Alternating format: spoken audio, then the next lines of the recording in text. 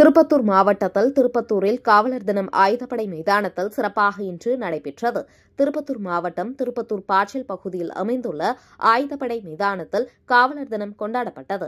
இதில் சிறப்பு அழைப்பாளராக மாவட்ட காவல் கண்காணிப்பாளர் ஷியாமிளா தேவி, மாவட்ட கூடுதல் கண்காணிப்பாளர் முத்துக்குமார் கோவிந்தராஜ், மாவட்ட துணை கண்காணிப்பாளர் சௌமியா, திருப்பத்தூர் நகர காவல் ஆய்வாளர் ஜெயலட்சுமி ஆகியோர் இந்த நிகழ்ச்சியில் கலந்து கொண்டு சிறப்பித்தனர். இந்த நிகழ்ச்சியில் சிறியவர்கள் மற்றும் காவலர்கள் ஆயுதப்படை மைதானத்தில் விளையாட்டுப் போட்டிகள் மற்றும் மியூசிக்கல் சேர் கலை நிகழ்ச்சிகள் நடைபெற்றது.